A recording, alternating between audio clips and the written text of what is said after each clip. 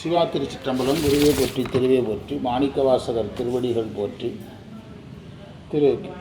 திருக்கைலாய பரம்பரை போற்றி சம்பந்த சரணாலயடிகள் திருவடிகள் போற்றி.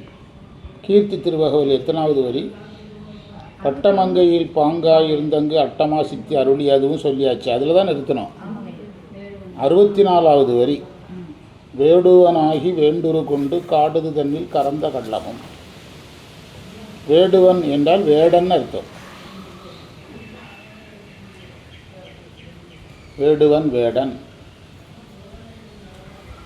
வேண்டுரு தான் விரும்பிய உருவம்.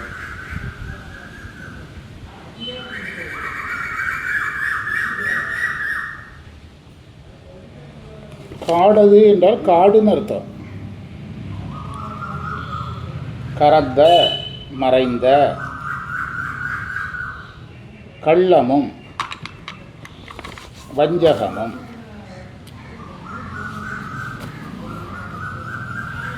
அதில் ஒரு கதை சொல்கிறார். பண்டை காலத்தில் ஒரு சோழ மன்னன் வடநாட்டில் பல வெற்றிகளை பெற்று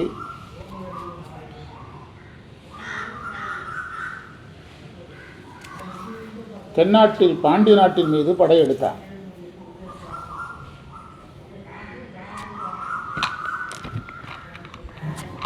அந்த பாண்டியன் மிகச்சிறந்த சிவபக்தன்.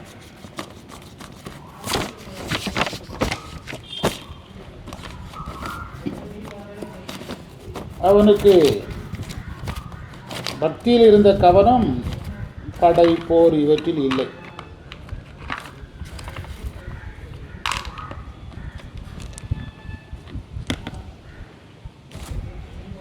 அதனால் சிவனிடத்தில் போய் அவர் வேண்டுறார், நீங்கள் என்னை காப்பாற்றுங்கன்னு வேண்டுகிறான் பாண்டியன்.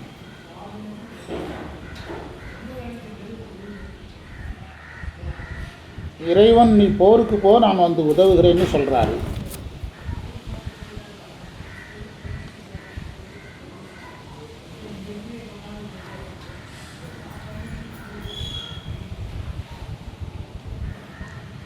பாண்டியனுடைய சின்ன படையை சோழனுக்கு பெரிய படையாக காட்டுறார் இறைவன்.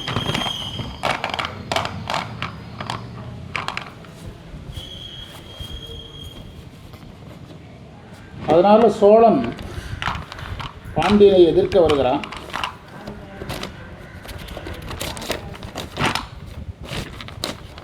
அப்போது சிவன் ஒரு வேடன் உருவத்தில் வந்து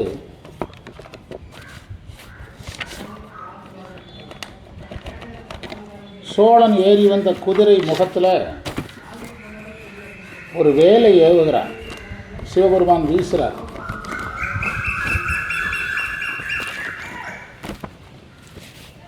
வேலை ஏவுகிறார். அப்போது அவன் இறைவன் முன்னே செல்ல குதிரையில் செல்லுவாங்க. சோழன் பின்னே இருந்து விரட்டினான். வாங்க சிவார்ப்பன். இறைவன் குதிரையோட ஒரு ஆழமான குளத்துக்குள்ள பாய்ந்தார்.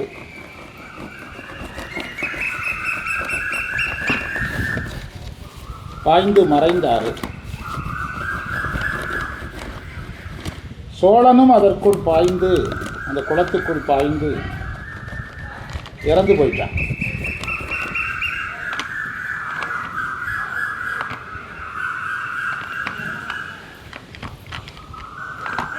அந்த குளம் இருந்த இடம் அந்த காலத்தில் ஒரு காடாக இருந்துச்சு.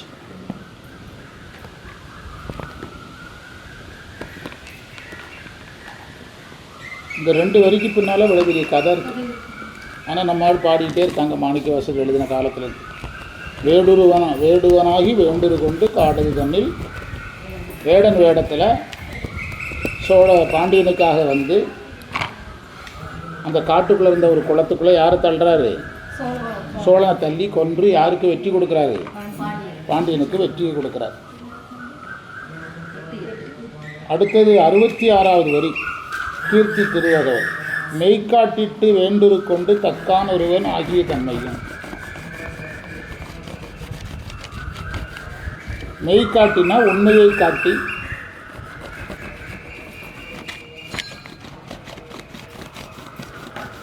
வேண்டுருன்னா தான் விரும்பிய உருவத்தை கொண்டு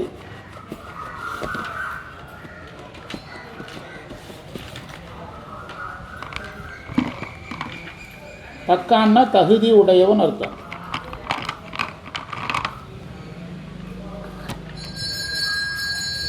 பண்டை காலத்தில்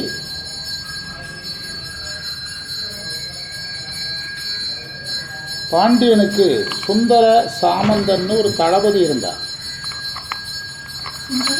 சாமந்தன்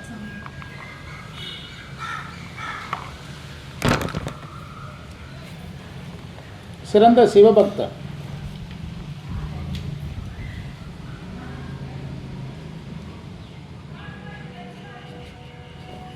அந்த காலத்தில் சேதிபர்கோன் என்ற வேடர்களின் அரசன், சேதிபர்கோன்கிற வேடர் அரசன் பாண்டியன் மீது படையெடுத்து வந்தான்.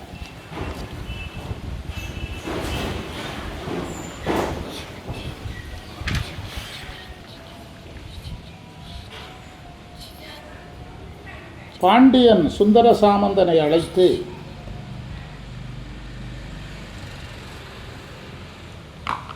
களஞ்சியத்தில் இருக்கிற பொருட்களை எல்லாம் எடுத்து படையை பெருக்க சொன்னார்.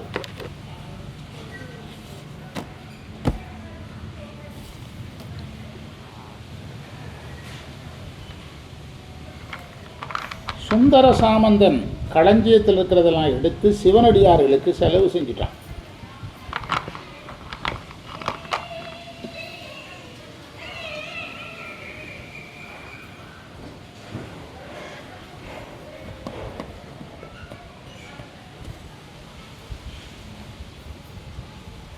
இந்த சுந்தர சாமந்தன் இறைவனிடத்தில் போய் முறையிட்டான்.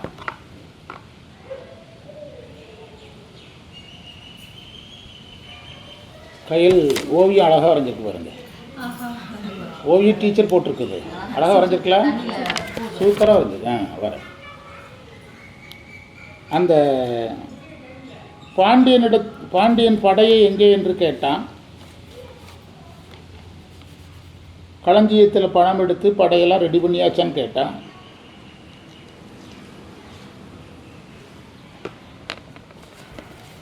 படையை என்கிட்ட காட்டணும்னு சொன்னான்.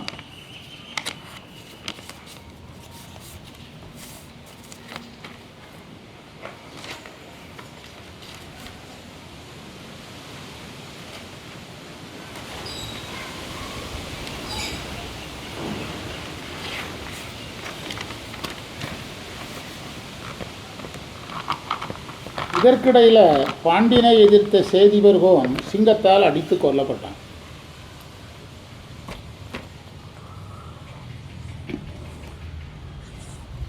அப்போ எது முடிவுக்கு வந்துடுது? போர் முடிவுக்கு வந்துடுது. சுந்தர சாமந்தன் படைத்தளபதி, சேதிபர்கோன் பாண்டியனை எதிர்த்த வேடர் தலைவன். சேதிபர்கோனை அழிக்கிறதுக்கு பாண்டியன் களஞ்சியத்திலிருந்து நிறைய பொருள் கொடுக்குறாரு. அதையெல்லாம் தளபதி என்ன செய்கிறாரு? சிவனடியாருக்கு செலவழிச்சிடுறாரு. படை எப்போ வரும்னு கேட்குறாரு. அப்போ சிவபெருமானுடைய அருளை நினச்சிட்டு வந்துருங்கிறாரு. படையெல்லாம் இவர் திரட்டுறதுக்குள்ளேயே இவன் இந்த வேடருடைய தலைவன் என்ன ஆயிடுறான்? சிங்கம் அடித்து செத்து போயிடுறான். அதனால் எது முடிவுக்கு வந்துடுது? இதுதான் இதில் இருக்கிற கதை. ஆமாம், மெய்காட்டிட்டு வேண்டுரு கொண்டு தக்கான் ஒருவன் ஆகிய தன்மையும் என்பது அதில் இருக்கிற கதை.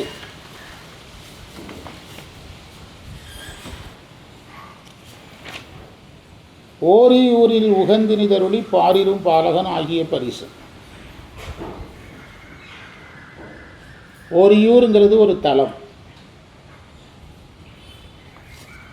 அந்த ஊரில் உகந்து மகிழ்ந்து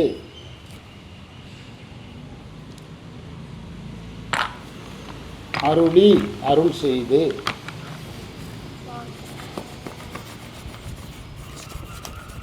பார் இந்த உலகில்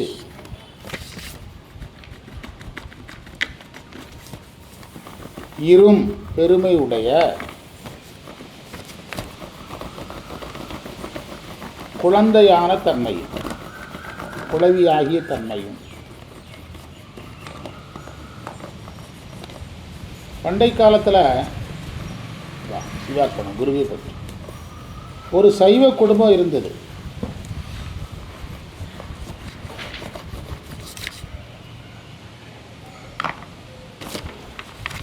அந்த சைவ குடும்பத்தில் வந்து அவங்களுக்கு ஒரு பெண் பிள்ளை இருந்துச்சு.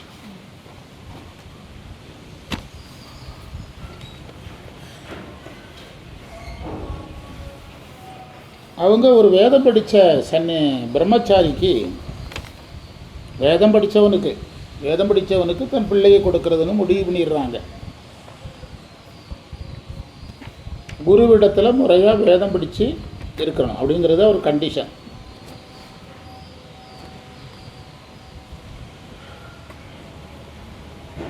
அப்போது ஒரு வைணவ இளைஞன் கிடைக்கிறான், அவனுக்கு கல்யாணம் பண்ணி வச்சிடுறாங்க.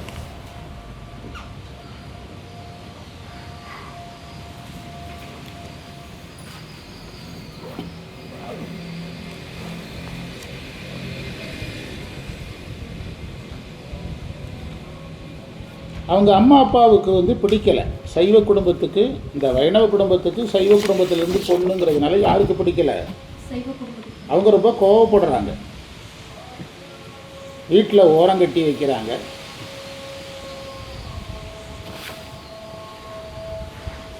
அவளை வெறுக்கிறாங்க. அந்த மாப்பிள்ளை வீட்டுக்காரங்களுக்கு பிடிக்கலை.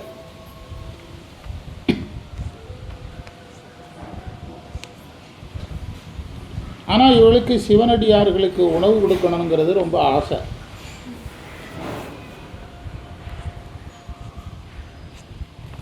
ஒரு நாள் இந்த பிள்ளைய வீட்டில் வச்சுட்டு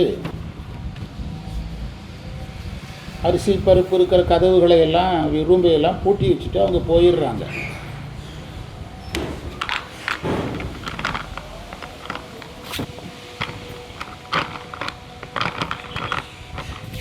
அப்போ சிவபெருமான வயசான வேடத்தில், சிவனடியார் வேடத்தில் வர்றார்.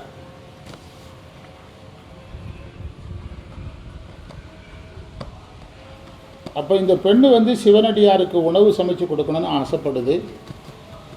ஆனால் ரூம்பையெல்லாம் என்ன செஞ்சுட்டாங்க? பூட்டி வச்சுட்டாங்க. அவர் சாப்பாடு கேட்குறார்.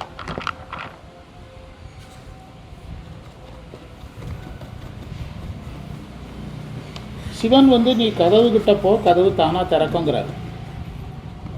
கதவு தானாக திறந்துருது.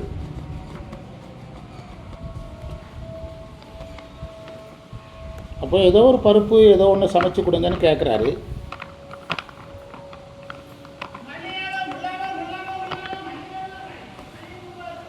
சமைச்சு கொடுக்குறா, சாப்பிட்றாரு. சாப்பிட்டு முடித்தோன்னே ஒரு வயசு பையனாக மாறிடுறாரு சிவபெருமான். ஆமாம், இளைஞனாக மாறிடுறாரு.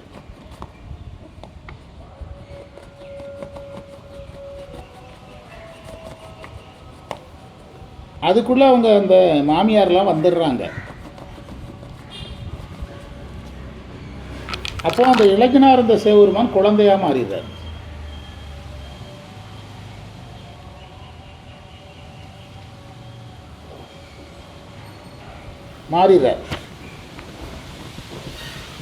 இந்த குழந்தை ஏது உனக்கு அப்படின்னு சண்டை போடுறாங்க. அடுத்தவங்க பிள்ளையெல்லாம் நீ வளர்ப்பியா என்று வீட்டை விட்டு வெளியே தள்ளி விட்டுறாங்க அந்த பிள்ளைய.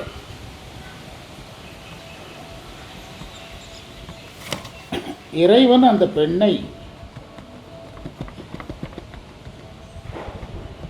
எப்படி மாணிக்கவாசகரை தான் கூட தன்னுடைய திருமேனிக்குள்ள ஐக்கியமாக்கிக்கிட்டாரோ அது மாதிரி அந்த பெண்ணை ஐக்கியமாக்கிறார்.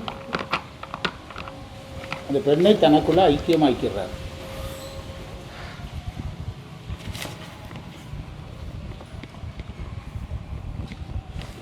இந்த 8 வார்த்தையில் இவ்வளவு பெரிய கதை இருக்கு.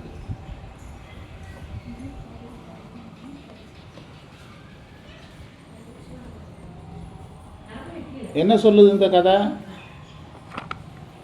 ஓரியூர்னு ஒரு ஊர். அங்கே வந்து விருப்பத்தோட இறைவன் இருக்கிறாரு. அந்த ஊரில் ஒரு என்னது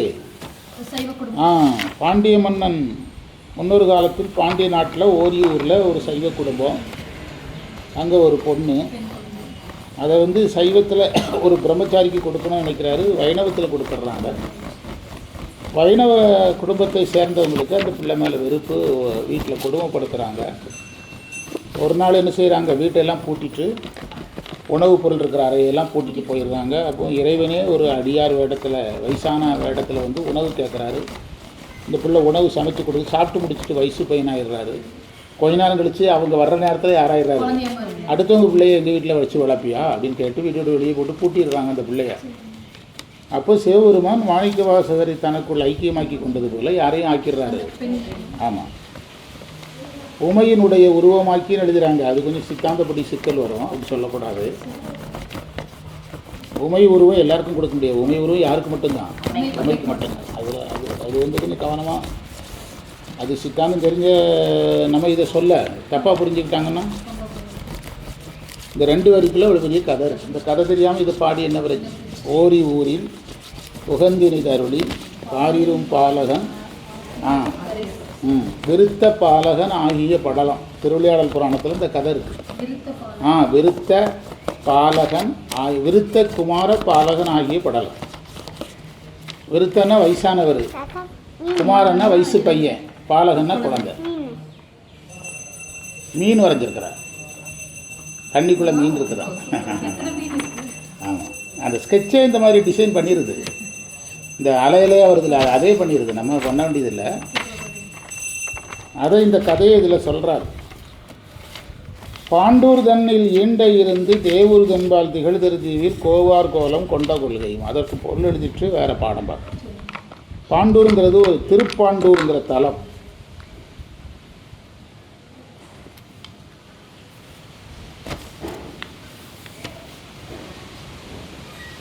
ஈண்ட அப்படின்னா நெருங்கின்னு அர்த்தம்.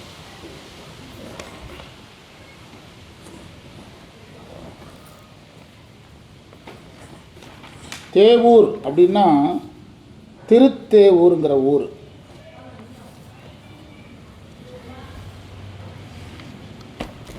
அதற்கு தெற்கு பக்கத்தில் ஒரு தீவு.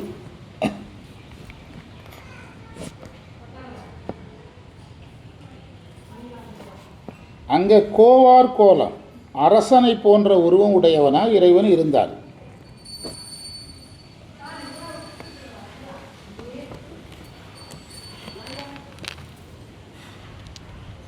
அதைத்தான் பாண்டூர் தன்னில் ஈண்ட இருந்தும் தேவூர் தென்பால் திகழ்தரு தீவில் கோவார் கோலம் கொண்ட கொள்கையினர். திருப்பாண்டூருங்கிற இடத்துல இறைவன் நெருக்கமாக இருந்தார். அந்த தலத்தில் இருந்தார்னு சொன்னால் போதும், நெருக்கமாக இருந்தார்னா அவ்வளோதான். அதுக்கு தெற்க ஒரு தீவு. அந்த தீவுக்கு பேர் என்னது? தீவு பேர் இல்லை, ஒரு தீவு இருந்தது. அங்கே அரச கோலத்தில் இருந்தார். அதற்கு பிறகு வர்றது வேறு கான்செப்ட், கொஞ்சம் ஞான அடிப்படையில் வரும். அதை நம்ம தனியாக பார்க்கணும். 72 வரி முடிச்சிருக்கு. கடைசியில் ஒரு வரி அப்படி எழுதி வச்சுடுங்க. 72வது வரி வரை நிறைவு அப்படின்னா நம்ம வந்து தேட வேண்டியதில்லை. அடுத்த இது அக்காட்டை எடுத்துக்கொடு கையில். அடுத்த ரெக்கார்டாக பதிஞ்சுக்கணும். அடுத்த ரெக்கார்டாக பதிஞ்சு